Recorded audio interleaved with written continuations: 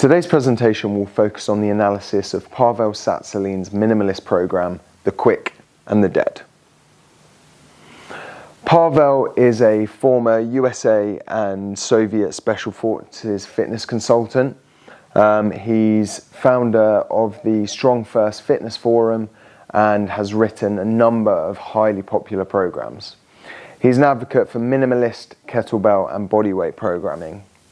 And one of the reasons I was drawn to Pavel is his passion and charisma, as well as his communication style. He has the ability to simplify complex biochemical and physiological mechanisms, and this is one of the reasons his programs are so well regarded, as well as their simplistic structure, meaning they are easy to understand and follow.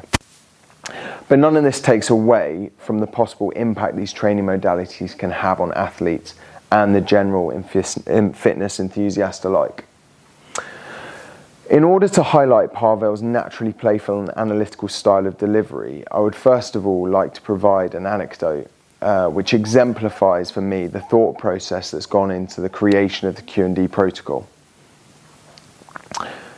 The antelope was grazing, oblivious to the camouflage cats stealthily closing in. The predator flowed like mercury, hugging the terrain. It was a busy day in the savannah, but only one pair of eyes was tracking the leopard. My friend George had put in time in Africa fighting poachers, and he knew how to see without being seen. Recently, he had been entertaining himself timing big cat hunts. The blurry spot in the tall grass became a straw-coloured streak. The antelope made a desperate run for its life, a run that was blissfully short. The pantera leapt, her jaws powerful enough to crush thick bone, closed on her prey's neck, and it was over in 16 seconds. The proud hunter stood tall, surveyed her surroundings the way a big boss would. She then picked up her dinner, which was bigger than herself, and climbed a tree with it. But that was no mean feat for the leopard, who can climb trees with carcasses 3 times her body weight. Then George told me of another hunt he had witnessed, very different from the first. The male cat had not had it easy. Age had taken its toll, and there was a thorn in its front paw, which was infected. It was a common hazard for alpha predators in the wild. He also made his kill, but as he was slower, he had to work harder and longer and to bring the antelope down. Then he was unable to get to the tree fast enough to stash his cat food and was attacked by a pack of opportunistic hyenas. The tom fought well, and the hyenas ran off, their tails between their legs. George stopped the timer at 4 minutes. Luckily, the hyenas didn't return. Exhausted, the old Tom lay panting on the ground. Can you even imagine a cat panting? It is below the dignity of a cat. Like many great innovators, Pavel is able to skillfully extrapolate from real-world observations and uses information gathered to further his knowledge and understanding within a training context. This program is designed to be as applicable as possible for any type of athlete, regardless of the sport, as well as the average gym bro. The anecdotal evidence supporting it, though, is provided by many of Pavel's Strong First instructors, all of which seem to be proficient in either combat sports or ultra-endurance events. One of the quotes from the program reads, it was a typical situation where some guys came up to me at work on a Thursday and asked if I wanted to go and climb a mountain on Sunday. No training or preparation. I'm not really sure that many people would describe that as a typical day at work. However, the logic is difficult to dispute. Pavel highlights clearly the reasons for the exercise selection and a lack of multiple other exercises. He says balance is overrated, and the idea that lifting programs should touch on all basic human movements is fundamentally flawed. One should move in many varied ways, at least from time to time, but that doesn't mean heavily loading every possible movement pattern. A lifting program doesn't need to be balanced, but a life does. This touches nicely on Sif and Verkhoshansky's theory of dynamic correspondence, and the idea that exercises do not necessarily have to look like the skill they're trying to improve, as long as they have measurable crossover. In fact, trying to emulate the movement exactly under load can often be detrimental. Dan John has also spoken about simplifying training programs, and his one lift a day program has similar connotations in minimalizing the noise around overcrowded training programs, aiming to improve everything all at once. Many of these justifications make sense with regard to powerful force expression, so therefore it's fair to conclude that the program has potential to benefit in regard to improving athletic power. Here we have a brief breakdown of the program, a combination of kettlebells, swings and push-ups. Or for the ultra minimalist, we have just kettlebell snatches. The kettlebell snatch will fulfill both the push and the pull movement. Each workout is broken up into 6-minute series and can be made up of 2 to 5 series of movements. So each workout will be made up of about 40 to 100 reps of pushes and pulls, or just 100 kettlebell snatches. According to Soviet weightlifting methodology, 100 reps of maximum training volume per exercise per session is all an experienced lifter needs.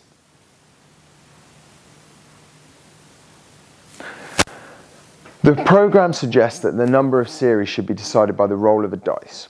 The argument being that the most beneficial method is based on randomized assignment of groups, which we'll all understand from scientific research.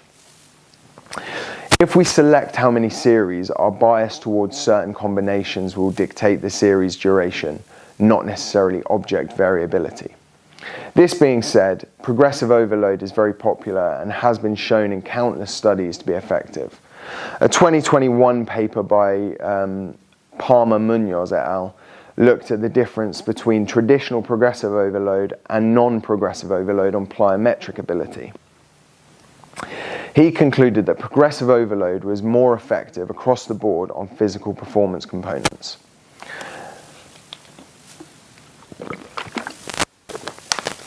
The theory behind variable overload certainly makes intuitive sense. However, the research used to justify it I've been unable to find, and Pavel omits it from his program justification, referencing it merely as experiments.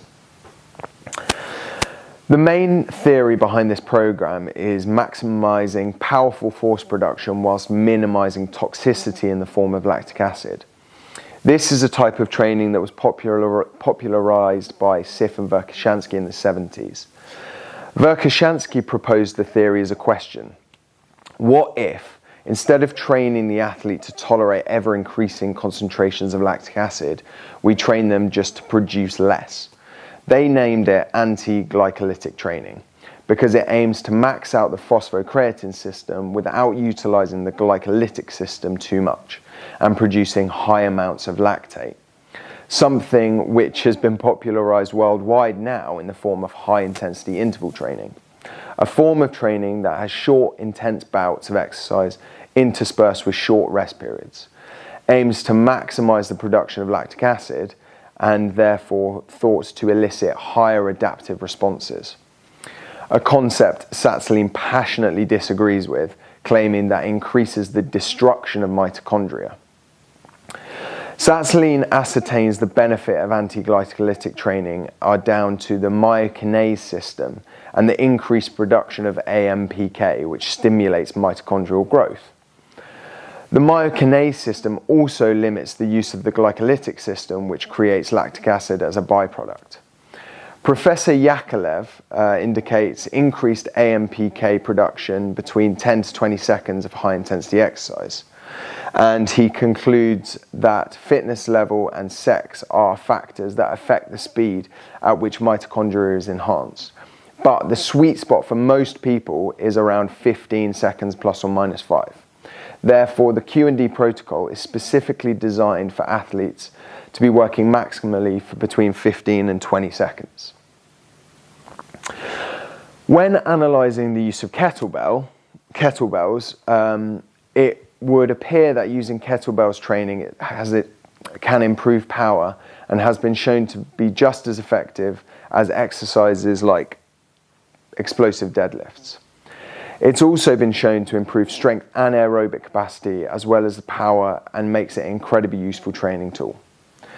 Kettlebells are relatively cheap as well as compared to other free weight equipment, which makes them a popular choice.